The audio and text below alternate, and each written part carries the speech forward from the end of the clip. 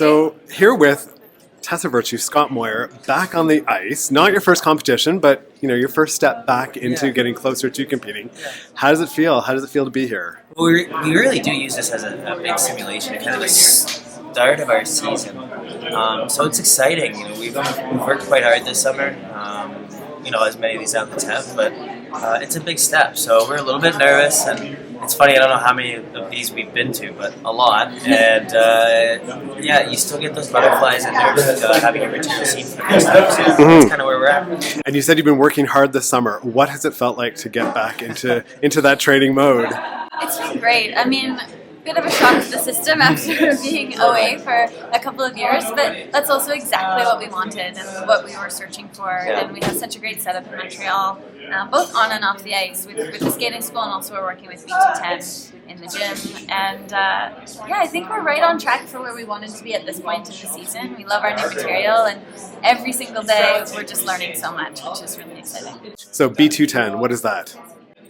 Well, B210 is a group of elite osteo, physio trainers, physiologists. We're lucky enough to be able to work with in Montreal. We actually kind of went to Montreal hoping that we'd get the chance, and they're right in our neighborhood. So lucky us, we're probably working with some of the best team members in the country, if not in the world, at what they do. So that's a huge advantage for us off the ice. It's quite a great program. I mean, a lot of amazing Olympians have gone through. Jennifer Howe, Alex Bilodeau, Eric Gay, Miguel Kingsbury. So we just feel pretty fortunate to be involved in that program, and hopefully it gives us the edge. I mean, at this stage in our career, we're looking for any edge that we can get. I think that's a big one. Right. You talked about your new material. Can you tell us a bit about it? Sure. For our short dance, we're skating to Prince, which has been so much fun to sort of incorporate different hip-hop, blues, rock and roll elements. And for our free dance, it's a little more contemporary. It ends with Sam Smith's acoustic version of Latch. Yes, that's pretty much it. That's all I got. You want me to tell them about the free? No. That was nice. I thought you tied that up for that. You looked at me. I was off in space. You guys are finding your groove again on camera, right? Yeah, you know what? We're new at this. This is something we have been doing the last couple of years, so you think we'd be strong at it. Right. I mean, she's been doing great. I'm just kind of not going to. Right. So now you were both in Boston observing the World Championships. Yeah. What did it feel like to look at what is going to be the competition you're facing this year? It was unique. It was actually odd to show up because people kept coming up and saying, "Oh, are you scouting the competition?" And we really weren't. We were there. Said yes. We were there to do a job with CBC, and it was really a neat experience to be on the other side of things and understand the various facets of the production that goes on behind the scenes, and to sort of sit back and just appreciate skating as a fan.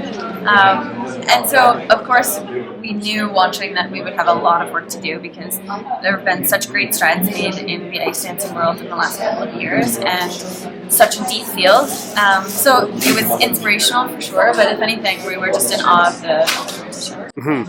At the end of Sochi in 2014, there was said to be some difficulty in terms of your feeling as though you were receiving the significant or sufficient amount of attention from your coaching team, given that you were training with then world champions. Okay.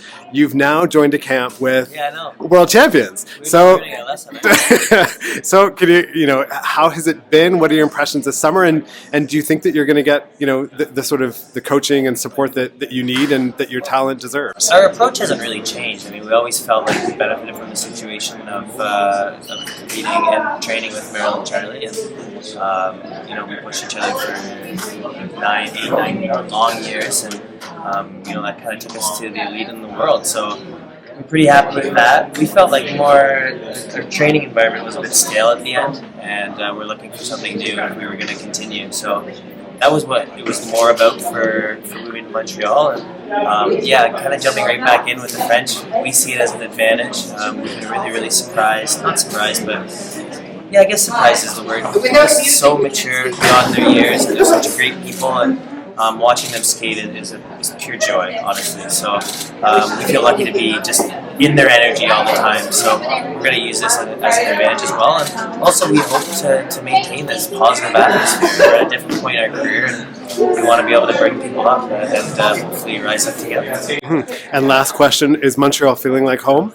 It really is, and it didn't take long for it to feel like home. We're in such a great area, and it's been so much fun, and there's so much art and culture and fashion, and it's inspiring. And being an Olympic city, also it's fun to see the rings around as a little reminder sometimes. Perfect training hub for sure. Excellent. Thank you very much, and good luck this season. Thank you so you. much. Appreciate it.